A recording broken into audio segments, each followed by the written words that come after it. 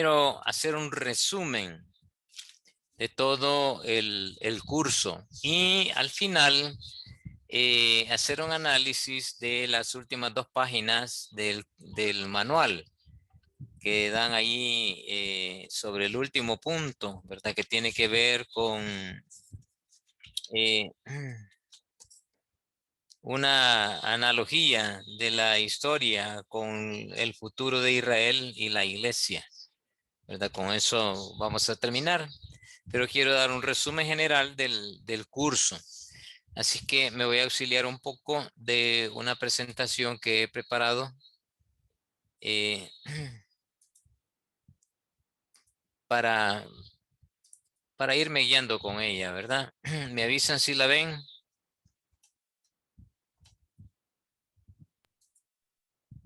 Correcto, hermano, ya. Ok.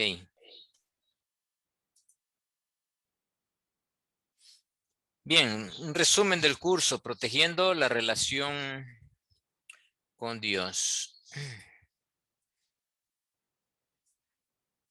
Pues lo quise ilustrar de esta manera porque va a quedar como un libro de historia, ¿verdad? En donde protegiendo la relación con Dios, vemos en el capítulo 1 ese título que le dimos al capítulo 1 que habla sobre la oración de Nehemías pidiendo guía de Dios. Y vemos a un Dios, a un siervo que está listo para cumplir con la voluntad de Dios, en este caso Nehemías. Y hay un texto que nos ilustra esto, ¿verdad? En la oración de Nehemías, en el capítulo 1, el verso 6, dice, te ruego, Jehová, esté ahora atento tu oído a la oración de tu siervo y a la oración de tus siervos, quienes desean reverenciar tu nombre. Concede ahora buen éxito a tu siervo y dale gracia delante de aquel varón, porque yo servía de copero al rey. Entonces, así inicia esta historia. Nehemías recibe una información cuando él pregunta sobre la situación de Jerusalén y del pueblo, y al darle la información, pues él llora, ¿verdad? Sufre, se siente identificado porque su pueblo amado, la ciudad santa, está destruida y la gente acosada. Por eso viene él y ruega a Dios y le pide justamente eso, ¿verdad? Buen éxito y gracia. Eso estar dispuesto a cumplir con la voluntad de Dios. Ya en el capítulo 2, Nehemías es enviado a reconstruir Jerusalén. Dios abre puertas para cumplir con su voluntad. Tal y como él había orado, así justamente se dio y él se dio cuenta que cuando Dios estaba orando, por eso puse los versículos aquí, el 2:5 y el 8b, donde dice, si le place al rey y tu siervo ha hallado gracia delante de ti, envíame a Judá, a la ciudad de los sepulcros de mi padre, y la reedificaré. O sea, fue específico lo que él le solicitó cuando se dio cuenta que ya Dios es el que estaba obrando. Cuando el rey le preguntó que qué le pasaba, ¿verdad? ¿Qué es lo que tenía y qué es lo que pedía? Y luego Nehemías afirma ahí en el versículo 8, en la segunda parte, dice, y me lo concedió el rey según la benéfica mano de mi Dios sobre mí. Entonces no solamente Dios obró, sino que él se había preparado para que Dios obrara en su vida. Y por eso Dios le abre las puertas para cumplir con la voluntad de Dios, porque vio que Nehemías era un hombre que estaba dispuesto a cumplir con el plan de Dios. Eso es lo que encontramos en el capítulo 2.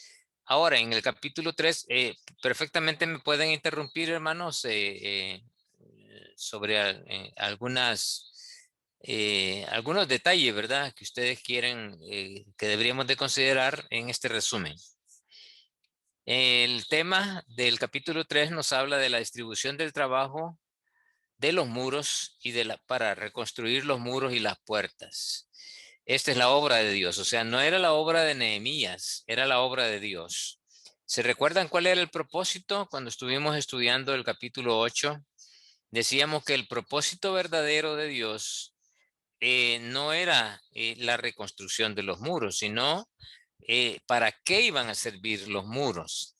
El propósito era que las personas, el pueblo, se sintiera seguro dentro de la ciudad para poder servirle a Él, para poder adorar a Dios. Entonces, los muros y las puertas eran el medio para que se restableciera la relación con Dios, para que el pueblo de nuevo adorara a Dios en el templo.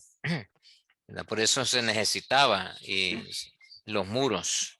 Y la obra de Dios justamente era eso, ¿verdad? Terminarlo pero con un propósito específico para con el pueblo. Y Nehemías ahí en el capítulo 3, en el versículo 5, dice, ayudar a la obra de su Señor. Hermano, Sí, sí, el pueblo no se unía por temores, ¿verdad? Porque ajá. como la ciudad no estaba protegida ni nada, entonces eran muchos enemigos. Y ya al protegerla, pues ya el pueblo iba a estar unido y ya se iban a reunir todos con más tranquilidad y todo también, ¿verdad? Exacto. Eso era lo que iba a producir esto. Ahora, en el capítulo 4, encontramos que el tema central es la oposición externa y la estrategia de Nehemías para detener, ¿verdad? Para contrarrestar esa oposición externa. Y Dios protege al pueblo, desbaratando el plan de los enemigos de la obra de Dios. Ahí en el capítulo 4 encontramos que quisieron matar ahí a Nehemías y embaucarlo en ciertas cosas, ¿verdad? Y por eso está ahí en el versículo 14 del capítulo 4, en donde Nehemías anima al pueblo, a pesar de los problemas con los enemigos, les dice, no temáis delante de ellos, porque ya habían comenzado a acosarlos y a menospreciarlos. Acordaos del Señor grande y temible, y pelead por vuestros hermanos, por vuestras hijas, por vuestras mujeres y por vuestras casas. Dios había desbaratado el plan del enemigo. Dios peleará por nosotros. Así dice el versículo 20 en la segunda parte, ¿verdad? Dios peleará por nosotros. O sea que Nehemías les da confianza y es Dios quien protege al pueblo. Y además de eso, quien desordena el pensamiento del mal para ir en contra de la obra de Dios, del plan de Dios, de la voluntad de Dios. Pero no solamente ese era el problema, había un problema interno, ¿verdad? La oposición interna y la estrategia de Nehemías para contrarrestar esa oposición. Entonces, Dios descubre las cosas ocultas del pueblo, declarando que actúan a causa del temor de Dios. Por eso ahí en Nehemías, versículo 5, verso 8, dice, no es bueno lo que hacéis. No andaréis en el temor de nuestro Dios para no ser oprobio de las naciones enemigas nuestras. ¿Se recuerdan qué es lo que pasó ahí en el capítulo 5?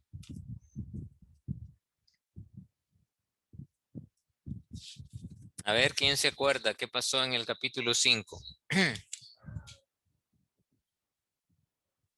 ¿Por qué Nehemías les dijo, no es bueno lo que hacéis? En el versículo 8.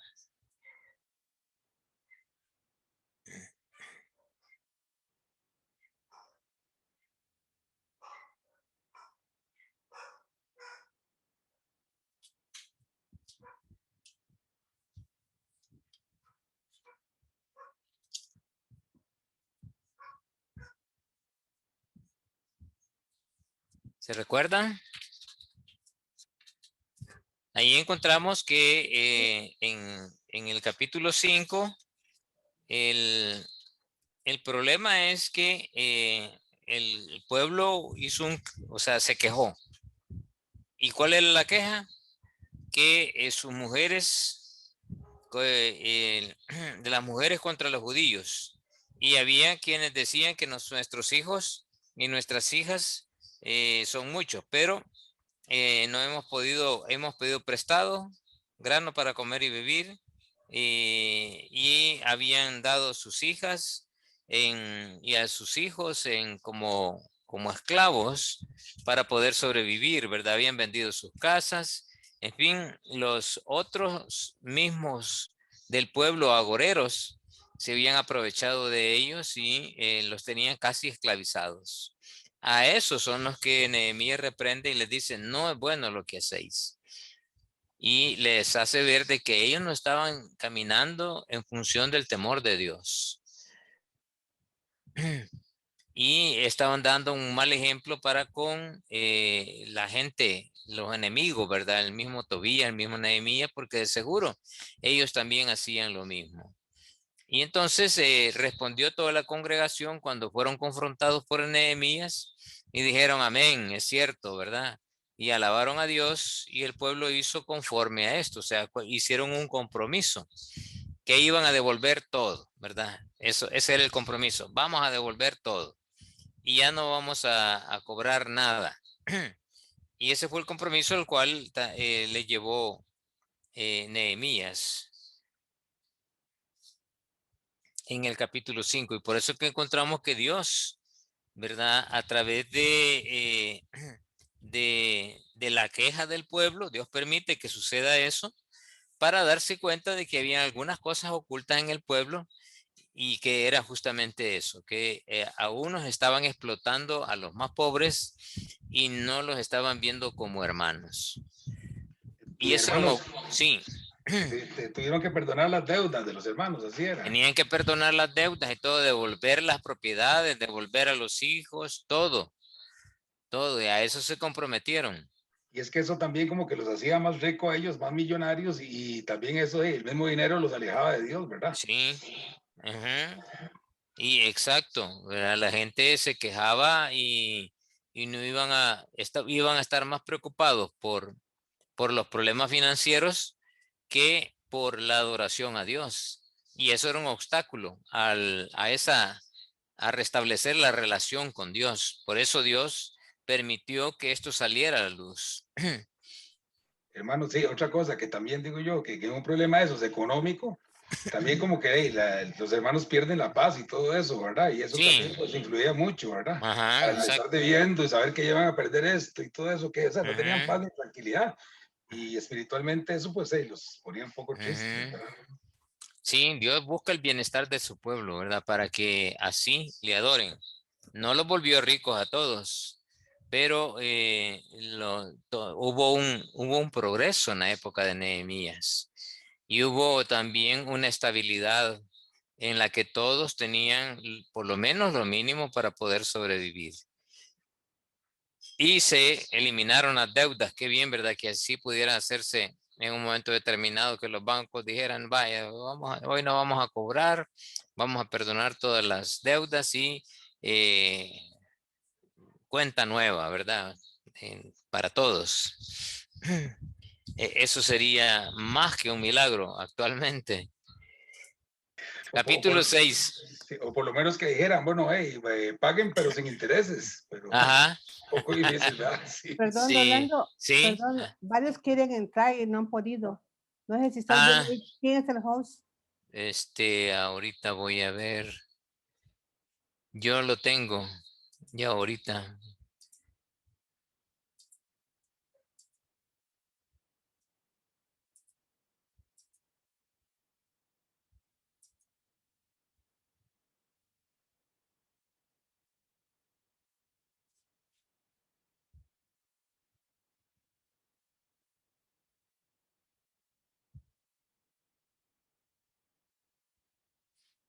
Vaya, ya les di permiso a todos.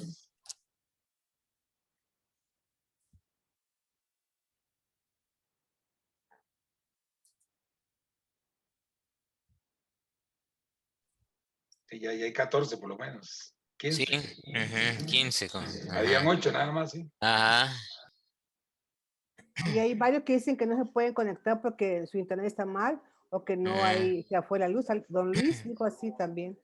De verano por la lluvia. Sí, por la lluvia. Él está creo que en Ajá. El Salvador. Ajá. No, ahorita pude entrar, hermano. Muchas gracias. Bueno. Ah, sí, qué bueno, hermano Luis, qué bueno, me Sí, alegra. sí, sí, sí, Ajá. sí, sí, sí. No me mira. ¿Ven? Y este.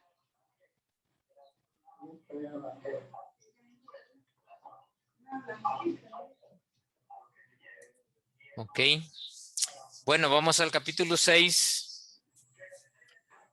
La finalización del muro y la oposición a la obra sigue, ¿verdad? Pero Dios fortalece las manos de los que le buscan y le sirven. Dios no hará algo contra su obra.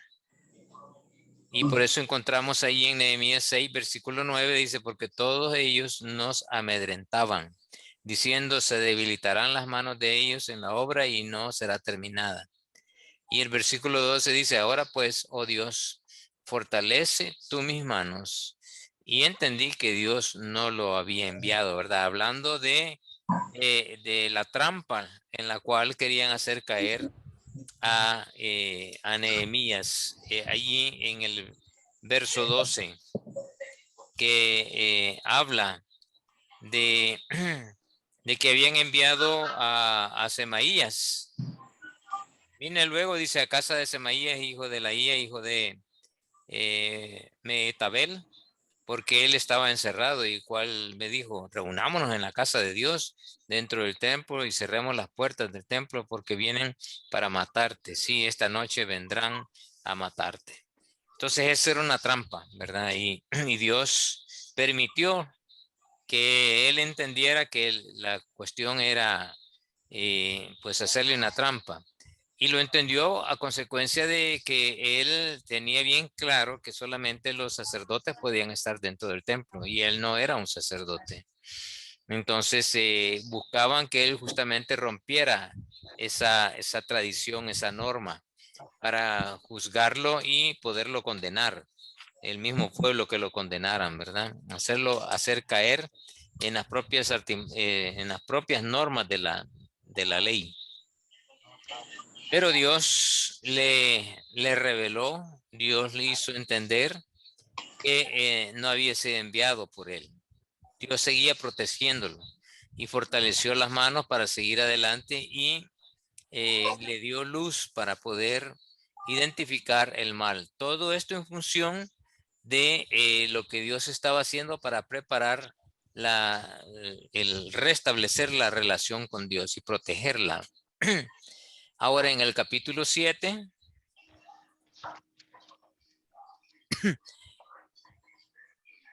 encontramos de título en el libro ahí vienen las estrategias para defenderse de los enemigos. Se termina el templo, pero viene Nehemías y dice, luego que el muro fue edificado y colocadas las puertas y fueron señalados porteros, cantores, levitas, mandé a mi hermano Anani y a Ananías, jefe de la fortaleza de Jerusalén, porque este era varón de verdad y temeroso de Dios, más que mucho.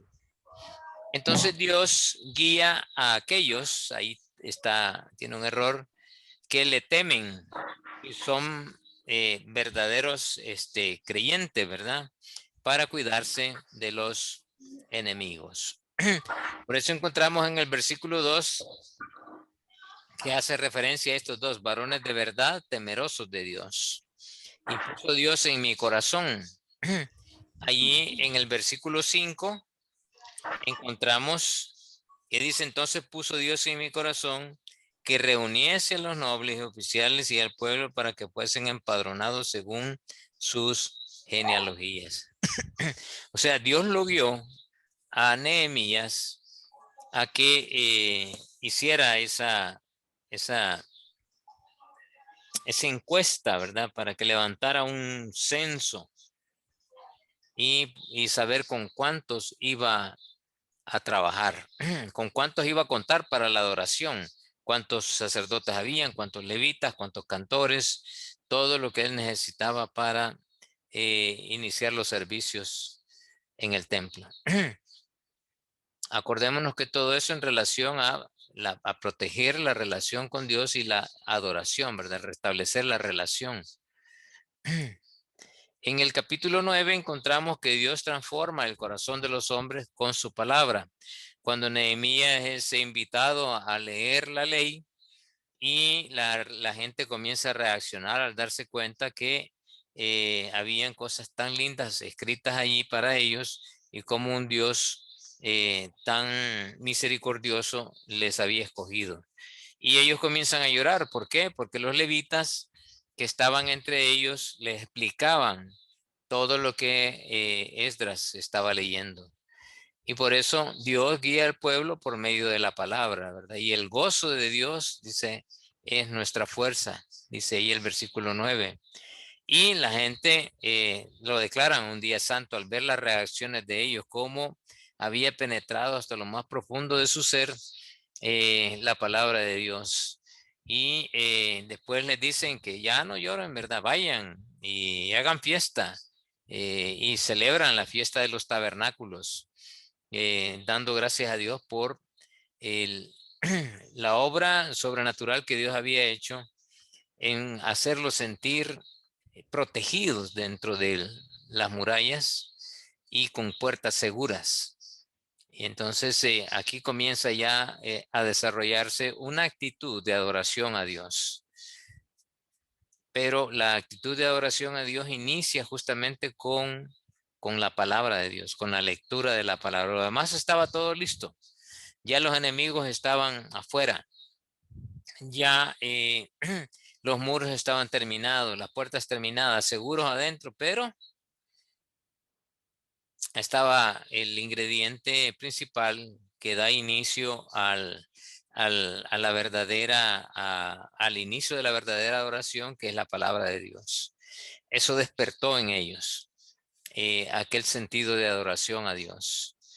Y por eso fue que lo declararon un día santo. Es a Dios nuestro Dios, es a Jehová nuestro Dios. Y también declararon de que el gozo de Jehová era la fuerza de ellos, por más problemas que tuvieran con los enemigos. Y eso es también para nosotros, ¿verdad?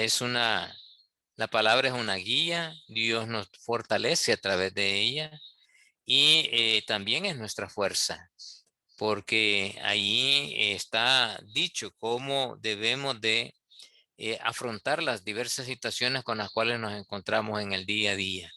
La voluntad de Dios está descrita ahí y Dios quiere que sigamos la palabra y que la cumplamos tal y como también al pueblo de Israel Dios le demandó. Y en este caso ya no era todo el pueblo de Israel, era la tribu de Judá y la tribu de Benjamín. Ahora en el capítulo 9 encontramos restableciendo el pacto, ¿verdad? Aquí ya se restablece el pacto. Dios restablece su pacto, o sea, la relación con el pueblo. La lectura de la palabra, hay confesión y hay adoración.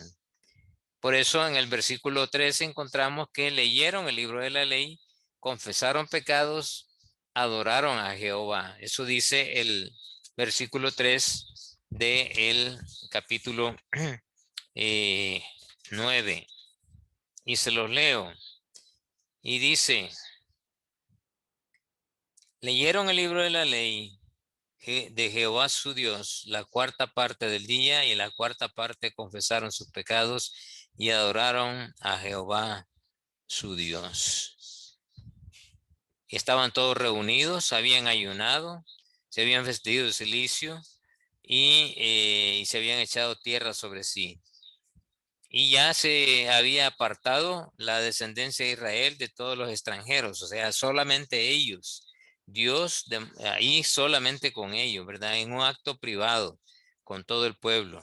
Y estando en pie confesaron sus pecados y las iniquidades de sus padres. Y puestos en pie en ese lugar leyeron la ley. Y como producto de eso, ¿verdad? Pues adoraron a Dios. Leyeron el libro y confesaron pecados y adoraron a Dios. En el versículo 38, al final Dice, y a causa pues de todo esto nosotros hacemos fiel promesa y la escribimos firmada por nuestros príncipes, por nuestros levitas y por nuestros sacerdotes. ¿Cuál era esa promesa? Que iban a cumplir la ley, ¿verdad? Que nos iban a apartar de ella. Esa era la promesa que estaban haciendo, que la iban a guardar. Vamos a ver que ellos se comprometen aquí, pero que posteriormente los encontramos fallando de nuevo. Y eso es justamente lo que vamos a ver en los siguientes, en los últimos capítulos, en donde a pesar de las promesas que ellos habían hecho, habían cosas escondidas que impedían que hubiera una verdadera relación con Dios. Y había que eliminarla, ¿verdad? Había que sacarla a la luz para que la relación con Dios fuera sin ningún obstáculo. Por eso era necesario que no solamente era cuestión de proteger los muros, quiero decir, de proteger la relación con Dios a través de los muros, sino era limpiar el corazón del pueblo para que la verdadera adoración se diera. Por eso decía que, que no, el fin último no es solamente los muros, es la reacción en la gente, ¿verdad? Lo que iba a sentir la gente al sentirse segura. Y al sentirse segura, lo primero que hace es, la palabra le revela un problema, que es el que tenían escondidos allí en cuanto a que se habían asociado con extranjeros. Y el pacto se restablece, se comprometen a cumplir con la palabra y tuvieron que echar a todos los que tenían hijos y estaban casados con extranjeros. Y así se afirma el pacto, pero había algo más escondido, ¿verdad? En lo que ya no solamente era cuestión de los príncipes, era de los sacerdotes. Y no solamente hacían fiel promesa, sino que a pesar de la fiel promesa que hicieron, habían cosas que les costaba confesar. Yendo al capítulo 10, encontramos la confirmación del pacto, guardando y cumpliendo la ley. Dios confirma el pacto, o sea, su relación con su pueblo, el compromiso del hombre y la fidelidad de Dios. En el versículo 29 y 32 encontramos lo siguiente. Y dice el texto del capítulo 10, versículo 29. Déjenme leérselos. Dice, se reunieron con sus hermanos y sus principales para protestar y jurar que andarían en la ley de Dios que fue dada por Moisés, siervo de Dios, y que guardarían y cumplirían todos los mandamientos, decretos y estatutos de Jehová vuestro Dios. Y no daríamos nuestras hijas a los pueblos de la tierra, ni tomaríamos sus hijas para nuestros hijos. Entonces, eso fue la promesa que hicieron. Y eso fue producto de, de lo que el segundo pacto se afirma en cuanto a guardar la ley, en cuanto a mantenerse íntegro para con Dios.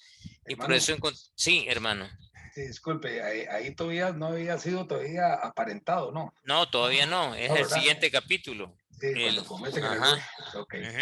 Aquí era el pueblo que todavía no se había comprometido del todo y a pesar de eso, de que habían hecho el primer compromiso, no estaba confirmado porque ellos realmente no habían tomado conciencia de la responsabilidad que implicaba ese pacto, esa relación con Dios. Fallaron con Tobías en ese Fallaron con aspecto. Tobías, exacto.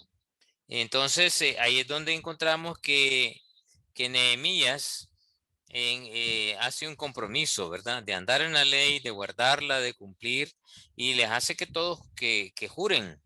Y luego de eso también les pide que contribuyan cada año con la tercera parte del ciclo, o sea, que se comprometieran para la obra del servicio en la obra de Dios. O sea, la cuestión no era solamente, vaya, sí, nos comprometemos, ¿verdad?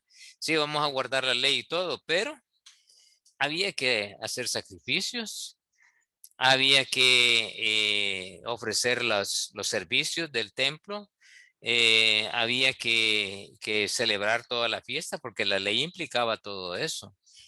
Y para hacer todo eso con tanta gente que llegaba a ofrecer los sacrificios, se necesitaba de muchos sacerdotes, de muchos levitas, de muchos cantores, porque eran parte de lo que la ley decía, ¿verdad? Que había que estar con ellos ahí. Entonces, encontramos que la cuestión no era solamente, vaya, es de terminar los muros y ya bien, ¿verdad? Y cada quien, calabaza, calabaza, cada quien para su casa, ¿no? Era ya de comenzar a que cada quien se concientizara de todo corazón con el temor de Dios, a ponerse a cuentas de todo corazón con el Señor, para que la verdadera adoración, para que el verdadero servicio, para que la verdadera relación se diera con Dios de tal manera que no hubiera ningún obstáculo para que el Señor se complaciera de ese servicio, se complaciera de ese pacto, ¿verdad? De esa relación que tenía con los hombres, con el pueblo de Israel, en este caso con el pueblo de Judá. Entonces, por eso ellos, Nehemías pidió al pueblo que para poder ofrecer los servicios se necesitaba que los levitas tuvieran algo que comer. Entonces necesitaban que cada quien contribuyera cada año para la obra de la casa de Dios. Y deberían de llevar aceite, deberían de llevar granos, deberían de llevar todo lo que se necesitaba para que el servicio no se detuviera a Dios y que los levitas, los sacerdotes tuvieran algo que, como alimentarse, ¿verdad? Porque su trabajo era exclusivamente el ofrecer los sacrificios, el servicio a Dios dentro del templo y en los atrios del templo también. Entonces ahí vemos que a un Nehemías que no solamente se preocupó por las cosas materiales, sino también se preocupó por la actitud del pueblo para con Dios. Él vio que la cosa no era solamente los muros, había que arreglar ciertas cosas y esas cosas estaban bien enraizadas en el pueblo y especialmente en el liderazgo. Y Dios quería que todos estuvieran purificados, que todos estuvieran limpios para poder realmente ofrecerle el servicio a Él. Por eso encontramos el último problema, ¿verdad? El que encontramos ahí en el capítulo 11. Bueno, hasta el capítulo 12 y 13 vamos a encontrar esto, pero aquí en el 12 se da la repoblación de la ciudad santa para adorar a Dios. Era necesario eso, porque acuérdense que Jerusalén, la ciudad en sí, estaba desolada. Todos se habían ido a los alrededores, a las aldeas y a los pueblos de alrededor, menos adentro de la ciudad. Entonces, la gente tomó una decisión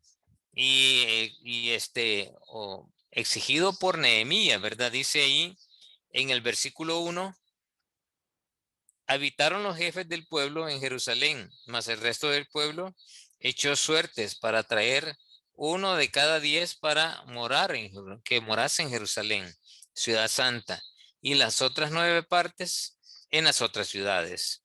Y bendijo el pueblo a todos los varones que voluntariamente se ofrecieron para morar en Jerusalén. ¿Por qué era necesario que se repoblara la ciudad de Jerusalén, porque de esa manera iban a haber adoradores ahí. Y no solamente adoradores, sino los mismos levitas tenían que estar ahí cerca viviendo. Tenían que estar allí repoblando y teniendo todo lo necesario para que el servicio a Dios, para que la adoración a Dios no tuviera ningún obstáculo. De esa manera se iba a restablecer la relación con Dios de manera limpia, pura, y Dios iba a estar complacido con, con el pueblo para que esa adoración se mantuviera. Y por eso vemos ahí en el versículo de Dios 2, ¿verdad? Y que el pueblo bendijo a todos los varones, porque fueron valientes realmente para tomar esa decisión. Y si tenían familia, pues tuvieron que dejar su familia y quedarse allí, ¿verdad? Quedarse allí, eso no quiere decir que se iban a separar por completo, no, se quedaron ahí para servir, pero de seguro viajaban. Pero, y miren quiénes fueron, dice, habitaron los jefes del pueblo. Ellos fueron los que tomaron la decisión, o sea, está diciendo que los líderes, los que están al frente, tienen que dar el ejemplo de procurar el servicio a Dios y cumplir con su voluntad. Y ese es justamente lo que vemos aquí. Dios está arreglando cada detalle para que la adoración a Él no tenga ningún obstáculo. Por eso el tema, ¿verdad? Protegiendo la relación con Dios. Era necesario llegar hasta el corazón, hasta lo más profundo del pueblo, de su ser, para que realmente la adoración a Dios fuera genuina, sin ninguna impureza que impidiera una verdadera adoración. Por eso Hermano, sí, hermano. gracias.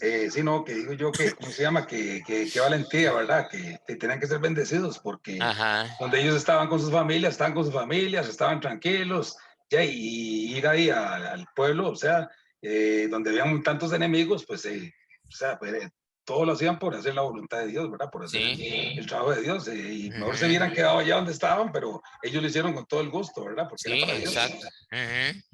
Y lo hicieron con el amor a Dios y con el temor de Dios, ¿verdad? Se quedaron ahí. Es exactamente lo que en ellos pasó. A veces tenemos que tomar decisiones nosotros así, ¿verdad? Que por el temor a Dios que está en nosotros tenemos que tomar decisiones muchas veces muy difíciles, pero al final son una tremenda bendición. Más de alguno quizás habrá pasado por alguna situación y podrá dar testimonio de esto, ¿verdad? Yo eh, puedo dar testimonio de que Dios obra cuando uno toma decisiones difíciles en los cuales uno deja todo por el Señor para cumplir con su voluntad. Por ejemplo, los misioneros son muy característicos de esto, dejan todo, así como los Pérez, ¿verdad? Que han dejado todo para servirle a Dios. Y habrán otros que también están con esa actitud. Y Dios premia, ¿verdad? Y Dios premia y hay que sostenerlos en oración. Vamos ahora al capítulo 12. Ya aquí el capítulo nos habla de la dedicación del muro y la fiesta de adoración a Dios, el Hanukkah. Dios les había recreado con grande contentamiento y la dedicación del muro restablece la relación con Dios, pero porque también el pueblo había tomado decisiones internas que cambiaron el corazón de ellos. Por eso tenemos en el versículo 27 la dedicación del muro de Jerusalén. En el 30 se purificaron los sacerdotes y los levitas, purificaron al pueblo y las puertas y el muro. Y luego en el 43 sacrificaron aquel día numerosas víctimas. O sea, no es que agarraron gente y la sacrificaron, ¿verdad? Fueron corderos, animales de acuerdo a la ley, que así tenían que hacerlo. Entonces encontramos ahí en el versículo 27, para la dedicación del muro de Jerusalén buscaron a los levitas de todos los lugares para traerlos a Jerusalén, para hacer la dedicación y la fiesta con alabanzas y con cánticos, con címbalos, salterios y cítaras. Y fueron reunidos los hijos de los cantores, así de la región alrededor de Jerusalén como de las aldeas de los netofatitas y de la casa de Gilgal, y comenzaron a hacer, ¿verdad? Y el versículo 30 dice, y purificaron los sacerdotes y los levitas, y purificaron al pueblo y a las puertas y al muro. Y luego dice, Nehemías, ¿verdad? Hizo subir a los principales de Judá sobre el muro y puse dos coros grandes que fueron en procesión, el uno a la derecha y el otro a la izquierda. Y después se juntaron, ¿verdad? Hacia alrededor de las murallas hasta que llegaron, se juntaron enfrente del templo. Y así adoraron a Dios. Y hubo fiesta y, y dieron, se daban regalos los unos a otros, ¿verdad? La fiesta de la dedicación, pues es justamente eso, es como un año nuevo, ¿verdad? Para el pueblo de Israel. Allá en el versículo 43 encontramos, y sacrificaron aquel día numerosas víctimas y se regocijaron porque Dios los había recreado con grande contentamiento. Se alegraron también las mujeres y los niños, y el alboroto de Jerusalén fue oído desde lejos. Si ustedes se fijan bien, muy pocas veces se mencionan a los niños. En esta ocasión, en esta fiesta de la dedicación del Hanukkah, los niños participan en esta algarabía, ¿verdad? Del pueblo de Israel. ¿Por qué? Porque es Dios que había creado con grande contentamiento a toda la familia. Aquí no era cuestión de solo el liderazgo, era toda la familia que participaba de esto. Y como les decía, es muy rara vez que encontremos a los niños participando de los diferentes eventos. Aquí sí, ¿verdad? A los niños desde la edad puerta abierta y gozan, disfrutan y disfrutaron de este momento de la dedicación del muro y de esta fiesta de adoración que le hicieron encomendada a Dios. Y luego viene el gran problema, ¿verdad? El capítulo 13, que es el último capítulo, que encontramos que Dios, por medio de su palabra, abre los ojos del pueblo de un pecado oculto, el cual era obstáculo en la relación con Dios. Y luego Nehemías ordena la casa, ¿verdad? Ordena la casa de Dios. Y esas son las reformas de Nehemías, producto del pecado revelado por la palabra. Entonces encontramos que en este capítulo 13, uno de los grandes enemigos que desde que Nehemías llegó y antes de Nehemías, era uno de los opositores a la obra de Dios, y especialmente la reconstrucción, no solamente la reconstrucción, porque en la época de Esdras ya también Tobías se había manifestado, Sanballat, sino también con Nehemías, porque lo que querían era que no se adorara al Dios del pueblo de Israel en ese templo que ya se había construido. Y ellos estaban contentos porque a pesar de que el templo estaba ahí, la adoración a Dios no se había restablecido. ¿Por qué? Por el constante acoso, porque los muros y las puertas estaban destruidas y la gente prefirió vivir fuera de la ciudad de Jerusalén y no adentro. Y ese es justamente lo que Dios permitió a través de Nehemías y la reconstrucción de los muros. Por eso encontramos ahí en el versículo 1 del capítulo 13, dice, en aquel día se leyó en el libro de Moisés, oyéndolo el pueblo fue hallado escrito en él que los amonitas y los moabitas no debían entrar jamás en la congregación de Dios. Y ya sabemos por qué, ¿verdad? Que no salieron a recibir al pueblo de Israel cuando iban camino a la tierra prometida, y en vez de recibirlo, los quisieron matar. Le pidieron a un profeta que profetizara contra ellos y que los maldijera. Y lo intentaron hacer en varias ocasiones y lo compraron para eso. Pero Dios bloqueó, ¿verdad? Estorbó todo el plan de ellos, y Dios dijo, todo lo que Dios bendijo no se puede maldecir. Hasta que entendió el profeta, y él ya después ya no lo pudo maldecir, sino que solo bendecirlos, porque el temor de Dios, él lo reconoció, y Dios mismo le habló de lo que estaba haciendo era un error. Así Hermano que Rolando, sí, perdón, solo tengo una duda. Los moabitas, sí, y los amonitas eran descendientes de quién? de Lot. De Lot, ¿verdad? Ok, Ujú. ok. Era producto de un incesto entre sus dos hijas y su papá, Ok, ok. ¿verdad? Eso lo encontramos en Génesis 19.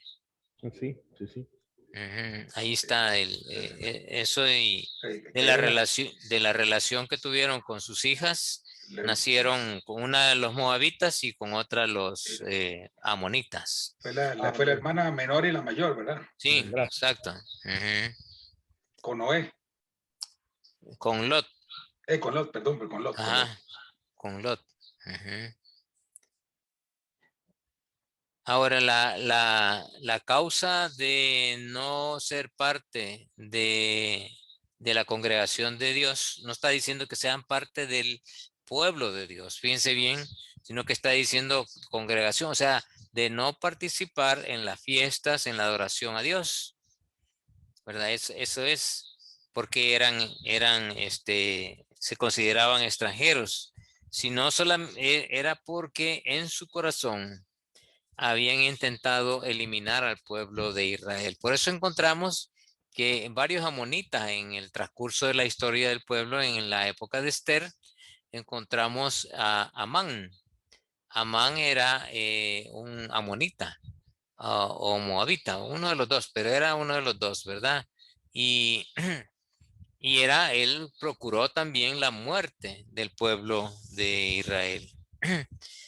Hay algunos estudios, tómelo con pinza, ¿verdad? No hay nada cierto en esto, en el sentido que ya sea verdaderamente comprobado, pero he leído algunos estudios de algunos eruditos judíos que ellos afirman que muchos de los asentamientos moabitas y amonitas se dieron en Germania, y siendo Germania lo que ahora se conoce en Europa como Alemania, por ahí posiblemente vino el excesivo odio de Hitler al pueblo de Israel, ¿verdad? Ellos intentando sacar una línea de dónde proviene todo ese odio.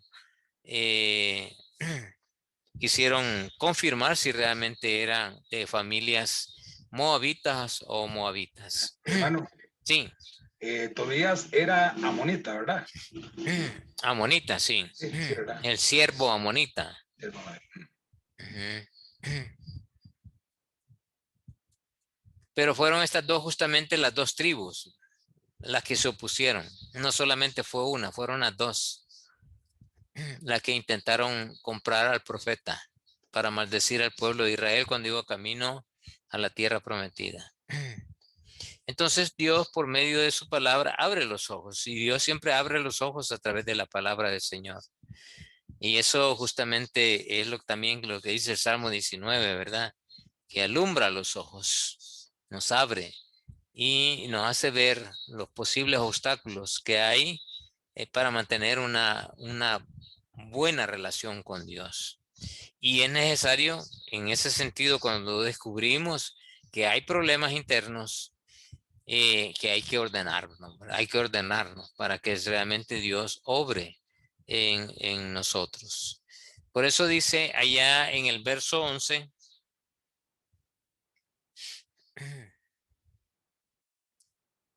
Y dice, entonces reprendí a los oficiales y dije, ¿por qué está la casa de Dios abandonada?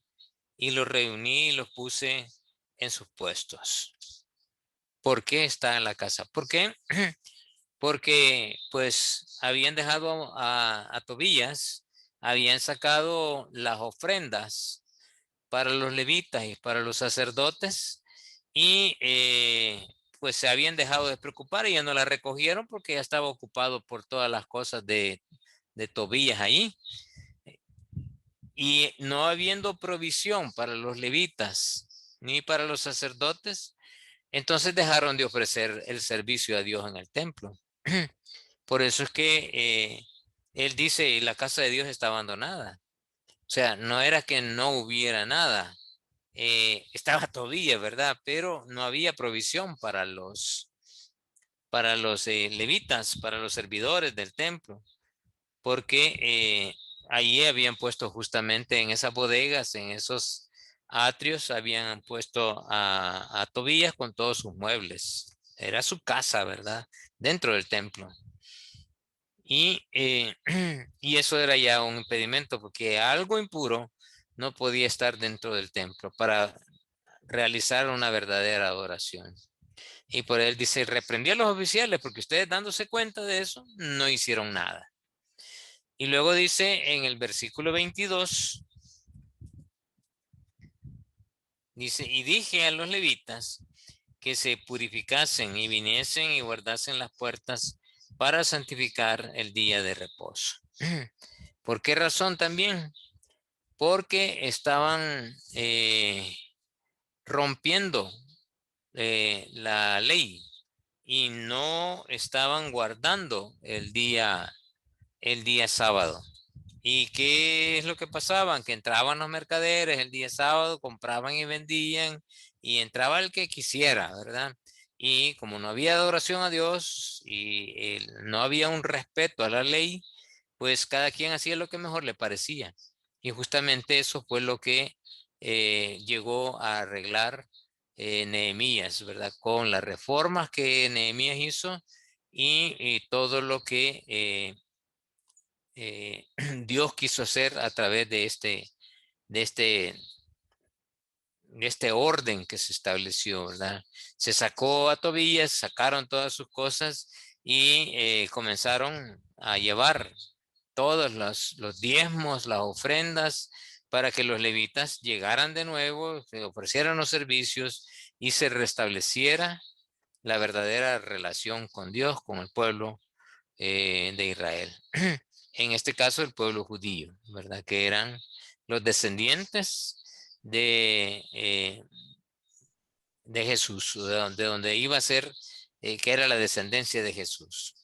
Por eso era necesario restablecer la relación, porque esto era como un eje transversal para que en el futuro todo lo que pasó aquí, que era justamente lo que se buscaba hacer por el mal, era romper ese propósito de Dios, de adorar en el templo y que el pueblo judío restableciera esa relación con Dios porque iba a ser importante para que en la época de Jesús eso estuviera vigente todavía.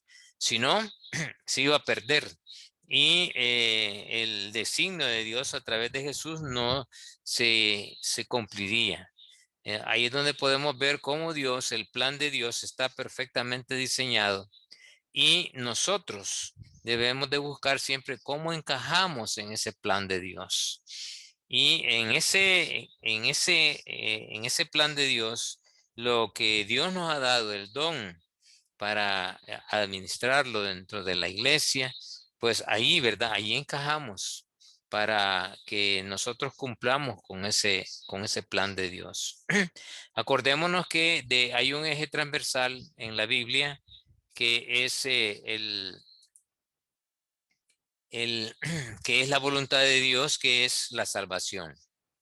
Dios quiere salvar al mundo de la condenación del pecado. de la muerte por el pecado. Y permitió que se realizara el pacto perfecto que fue a través de Cristo. Y ese es justamente lo que Dios permitió, ¿verdad? Ya todos los pactos habían sido establecidos, pero los que Dios daba la garantía, pero había que cumplir un requisito. Y cada uno de los requisitos, el hombre lo rompió, no los cumplió y se, se desvanecieron, ¿verdad? Porque no se cumplieron. Entonces Dios estableció un nuevo pacto con los hombres. Y ese nuevo pacto fue Cristo, donde Él no solamente cumplió la ley, porque Él dijo, yo no he venido a abrogar la ley, he venido a cumplirla. Y cada ley fue cumplida por Cristo Jesús. Por eso cuando nosotros estudiamos el libro de Hebreos, ahí encontramos que Cristo es mayor que Moisés, que Cristo es mayor que Abraham, que Cristo es mayor que la ley. ¿Por qué? Porque Él no solamente la cumplió, sino que la absorbió.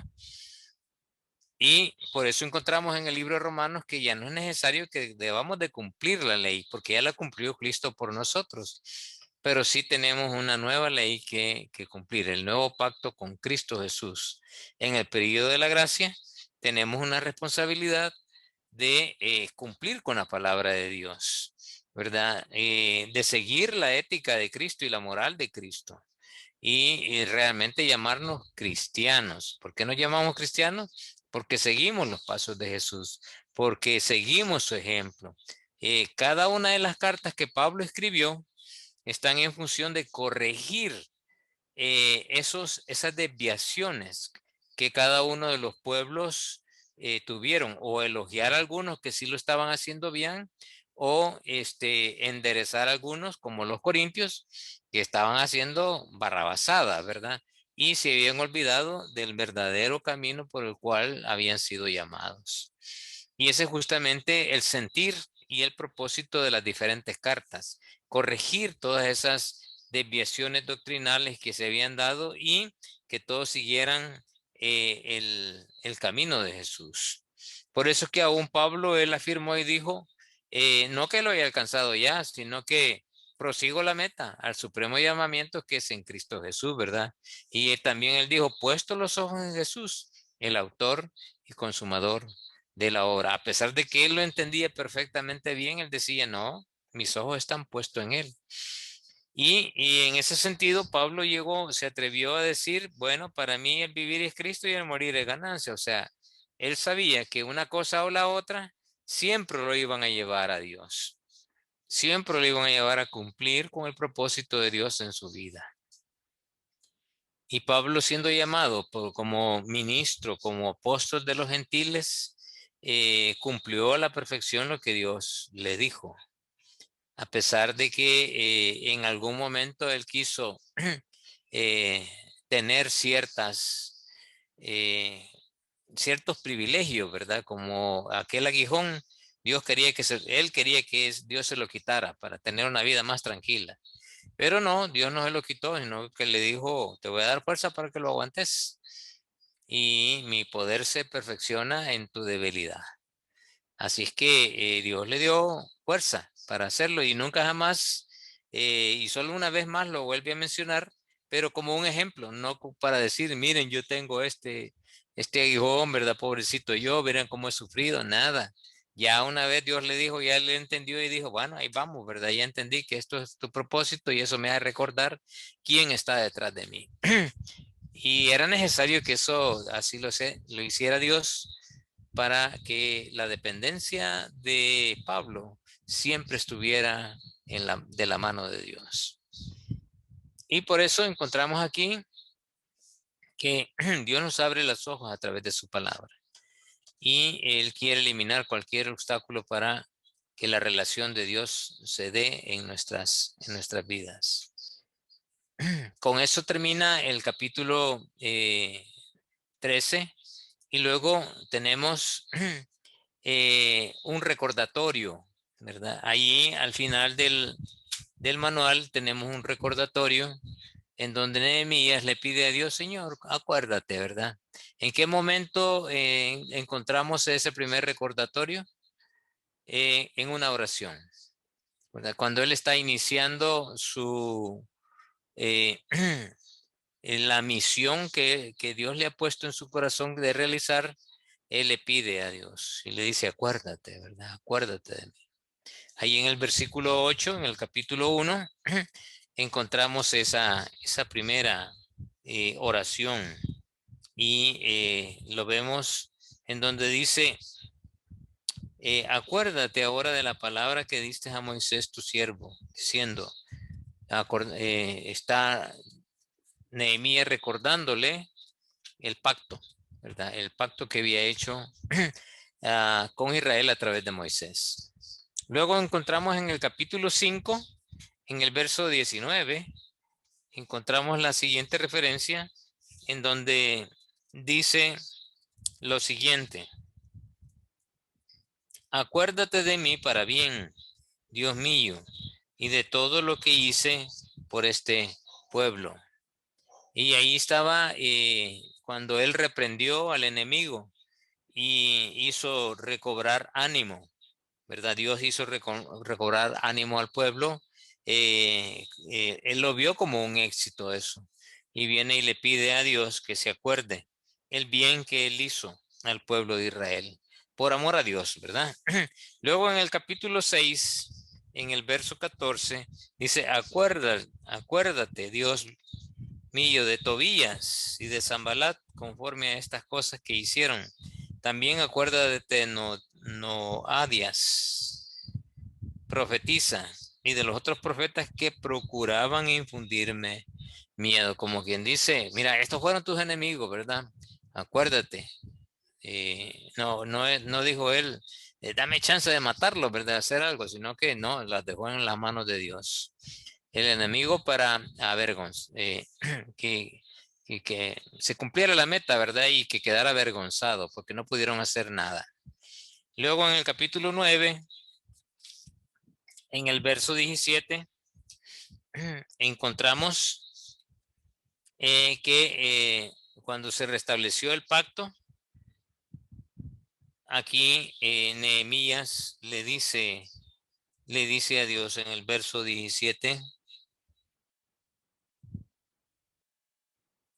no quisieron oír, ni se acordaron de tus maravillas que habían hecho con ellos antes, anduvieron con cerviz en su rebelión, pensaron poner caudillo para volverse a su servidumbre. Pero tú eres Dios que perdona, clemente y piadoso, tardo para la ira y grande en misericordia, porque no los abandonaste. Entonces, está hablando de ese pacto que ya había establecido con ellos y viene y les dice, mira, ellos no se acordaron del pacto, ¿verdad? Pero tú sí, yo sé que tú te acuerdas, ten misericordia de ellos. Y luego está el capítulo 13, que hay dos en el capítulo 13 que encontramos en el versículo 14, que dice en el versículo 13, capítulo 13, acuérdate de mí, oh Dios, en orden a esto, y no borres mis misericordias que hice en la casa de mi Dios y en su servicio. Aquí la reforma, ¿verdad? Para adorar a Dios que Él hizo. Para que la adoración a Dios no tuviera ningún obstáculo, era necesario ordenar. Y al final, en el versículo 22, encontramos, y dije a los levitas que se purificasen y viniesen a guardar las puertas para santificarlas en el día de reposo. También por eso acuérdate de mí, Dios, y perdóname según la grandeza de tu misericordia. Hablando de lo que el regaño, ¿verdad? Y que les arrancó el pelo y que les hizo varias cosas, como diciendo, mira, me siento mal por lo que le hice, ¿verdad? Perdóname, pero era necesario actuar de esta manera. Y por eso encontramos este recordatorio. Y es un recordatorio que nos da un propósito también a nosotros, de, de que Dios no se olvida de veras de lo que nosotros hacemos por su obra. Dios siempre lo tiene presente. Y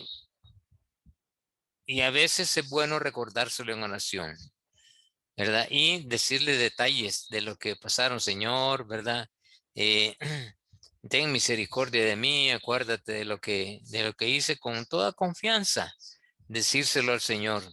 Cuando hemos hecho cosas en bien de otros, en bien del reino, en bien de su voluntad, aunque Dios lo sabe, pero aquí nos está dejando una forma de también agradecer de parte de Nehemías, y es justamente uno de los únicos libros en donde encontramos esta forma, ¿verdad? De agradecer a Dios, pero también de recordarle las cosas que hemos hecho.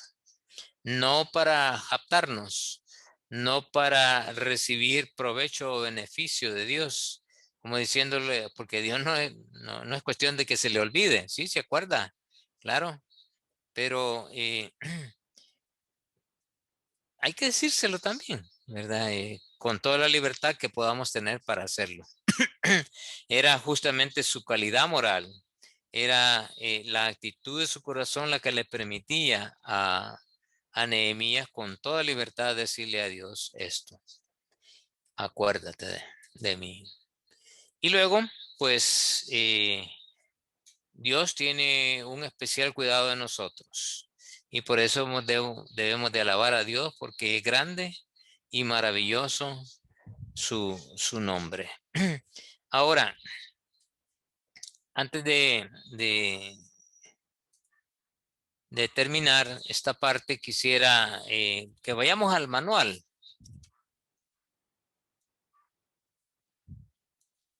En el literal D,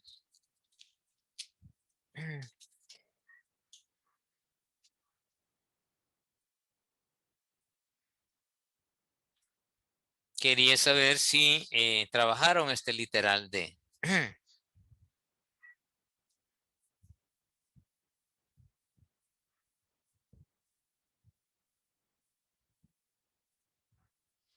Se ubicaron a cada uno de los personajes de las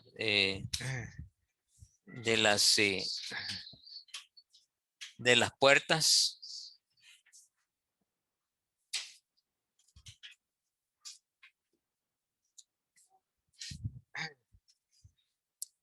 Por eso no lo agregué a la presentación, porque esta era una tarea muy sencilla de hacerla.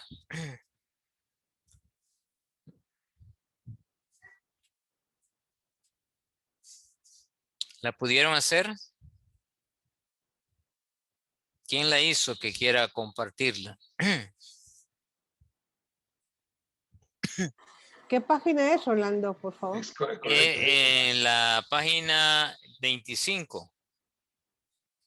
En el literal A dice: anoten el esquema en los anexos titulado Las puertas de la época de Nehemías, cuando no te ubique a los personajes principales en cada sección. Este ejercicio nos ayudará a ver: 1. La labor titánica que tenía que desarrollar el gobernador de Judea, en este caso Nehemías, y su lugarteniente el sacerdote Josué. La coordinación del pueblo para realizar la labor y la mano de Dios en toda la obra. ¿Verdad? Entonces, si no lo hicieron, vayan anotando lo siguiente. Sí, Roberto. Hermano, qué pena. Mira que, no sé, yo saqué las fotocopias, pero me llega hasta la página 23. Ah, bueno. Hasta ahí lo dice. Sí. Está bien. No lo encuentro. Vayan anotando. Esto está en el capítulo 4, donde están descritas todas las puertas. Quiero decir, en la distribución, ¿verdad? De las puertas, cada una de las puertas que se fueron realizando, de cuando presentamos aquel esquema y el simbolismo de cada puerta. En el capítulo 3, en el verso 1 y 2, tenemos que el principal a quien se le asignó esa parte fue a Eliasib.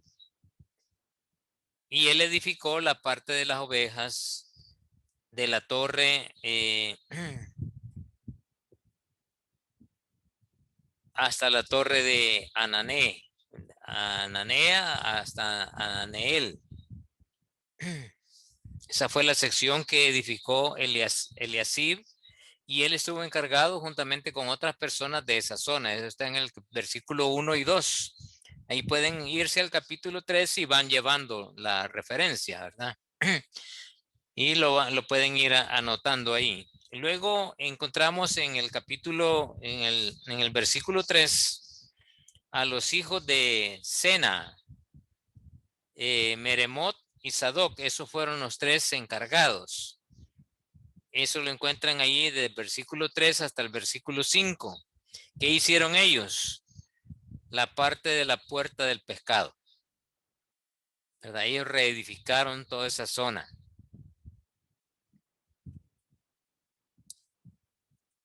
Luego sigue el versículo 6 al 10. ¿Quiénes estuvieron ahí? Estuvieron varias personas, porque la parte era muy extenso el trabajo. Era Joiada, Malatías, Uziel, Ananías, Refaías y Jedaías. Todos estos estuvieron reconstruyendo la puerta vieja y repararon hasta el muro ancho. O sea, la parte más gruesa del muro fue la que repararon. Por eso habían muchos encargados en esa zona. Eso lo encontramos desde el versículo 6 hasta el versículo 10. Luego viene el versículo 11 al versículo 12. Ellos se encargaron de restablecer el tramo hasta la torre de los hornos. Ahí estuvieron encargados Malquías, Azú y Salum, ¿verdad? Estuvieron ahí 3 y repararon esa parte del muro. Luego en el versículo 13 solo estuvo Anún. ¿Y qué hizo él? Él reparó la puerta del valle.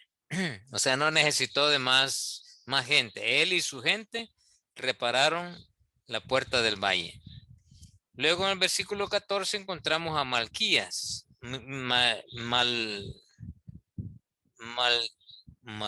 Malquías es, ¿verdad? En versículo 14. No sé si lo he anotado mal.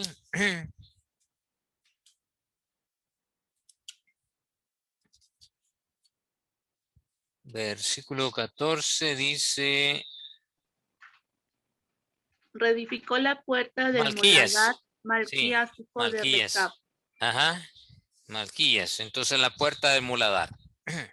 Él y su gente. Luego vino Salum en el versículo 15. ¿Qué hizo él? La puerta de la fuente, el muro del estanque de Siloé, hasta la ciudad de David.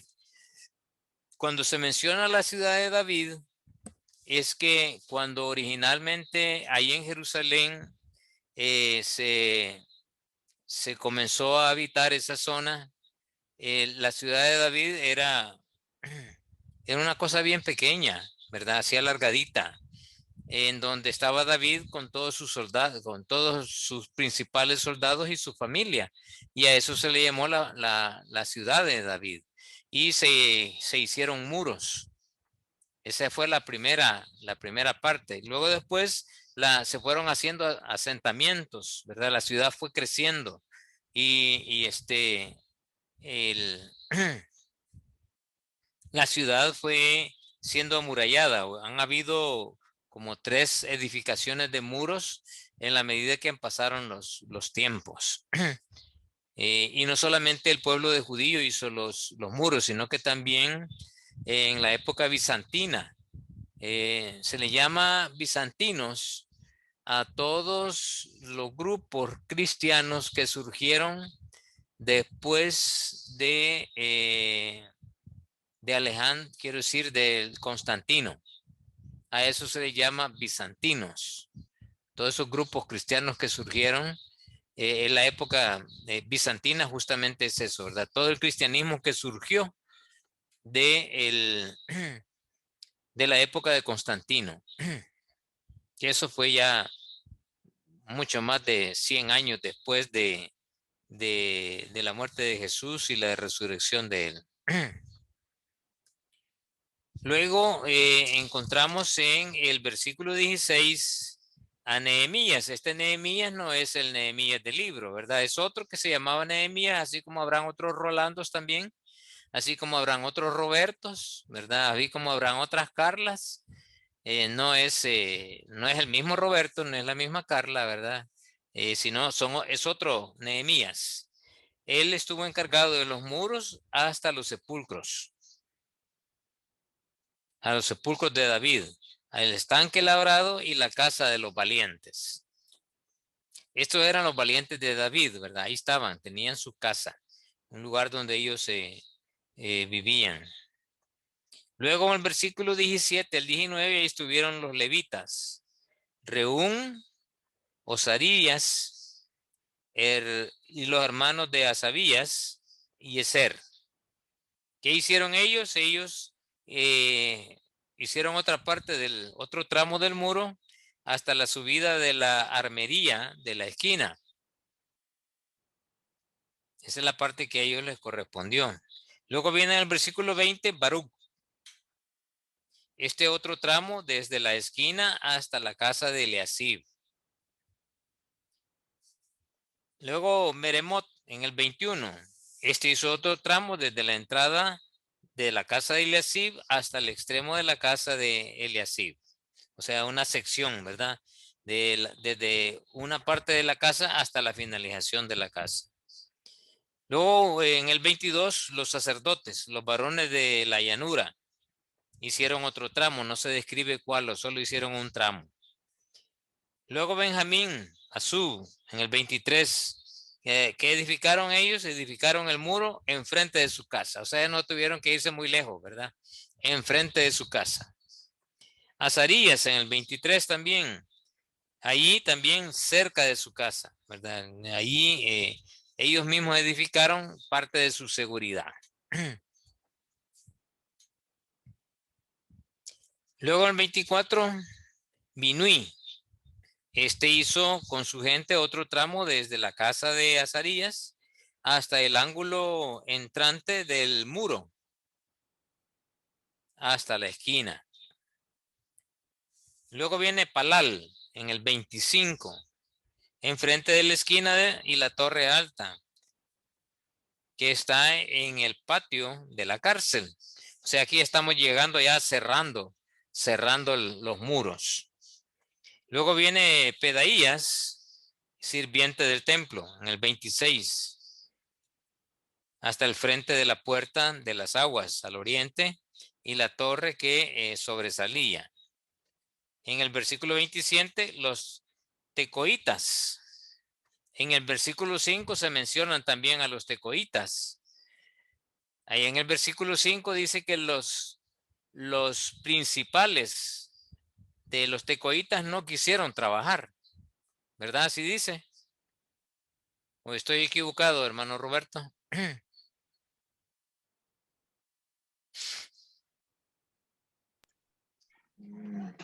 No, está bien, hermano. En el versículo 5.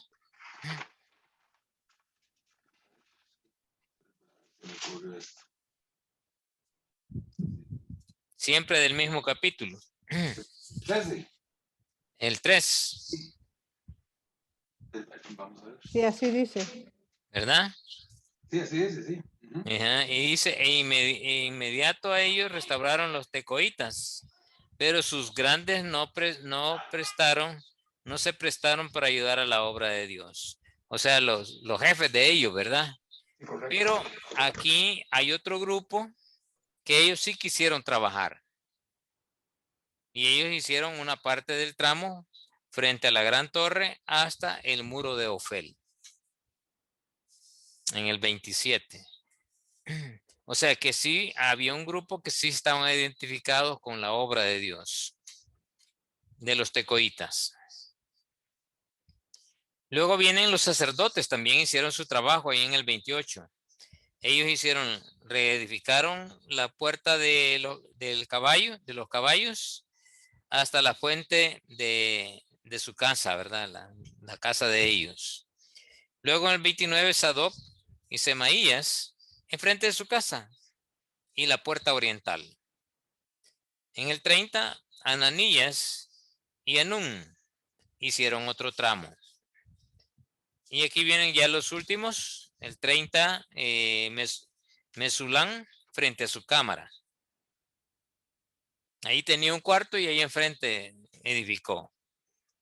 Malquías el 31, este sí es una parte muy grande, hasta la casa de los sirvientes del templo y de las comerciantes, frente a la puerta del juicio, hasta la sala de la esquina. Y luego vinieron los plateros y los comerciantes. Miren, nadie se le escapó a Nehemías, ¿verdad? A todos los puso a trabajar. Vaya, ustedes aquí van a tener sus negocios y todo, tienen que construir su parte también. Y ellos reedificaron, restauraron entre la sala de las esquinas y las puertas de las ovejas, donde entraban justamente para comerciar, ¿verdad? O sea, la parte que a ellos les correspondía, la trabajaron. La idea de esto es justamente esto, ¿verdad? El ver la titánica labor que tuvo que desarrollar Nehemías. No fue nada fácil. Por eso que Dios necesitaba un hombre organizado. Un hombre que no solamente fuera organizado, un buen administrador, un buen director, un hombre que también tuviera una buena relación con las personas, un hombre que supiera comunicar, un hombre que mantuviera con él una cercanía. Y por eso es que muchos enseñan sobre el liderazgo de Nehemías. Pero ese es otro enfoque que puede tener también el libro, ¿verdad? El liderazgo. Y hay muchos escritos sobre el liderazgo, pero hay muy pocos escritos sobre el enfoque que nosotros le hemos dado en relación a cómo proteger la relación con Dios. ¿Sí, Lanchi, ibas a preguntar? Ajá, ok. Entonces, casi siempre encontramos temas relacionados con el liderazgo, pero muy pocos se encuentran temas relacionados con el propósito de Dios en el libro, que es restablecer la relación con el pueblo a través de la reconstrucción de los muros, que es el enfoque que nosotros le hemos dado en el estudio del libro, en este caso.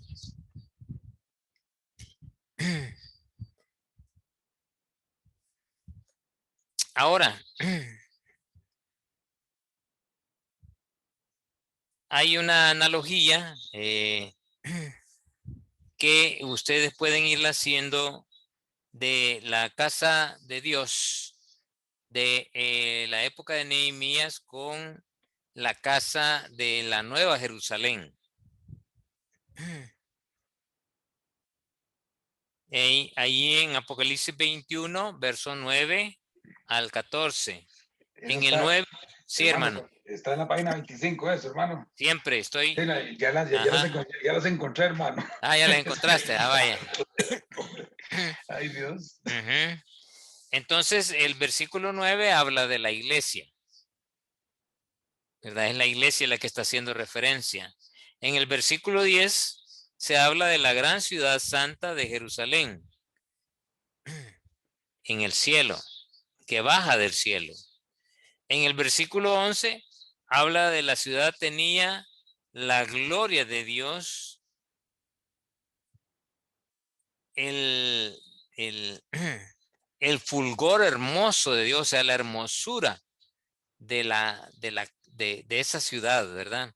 Esta es una figura de lo que estamos viendo en Nehemías, de lo que también va a ser la nueva Jerusalén, para adorar a Dios. Ahí es exclusivo para adorar a Dios. Por eso es que Dios va a santificar este cuerpo. Acuérdense que la santificación es un proceso. ¿Dónde inicia la santificación? ¿Y cuándo inicia? en el creyente. ¿Dónde inicia y cuándo inicia?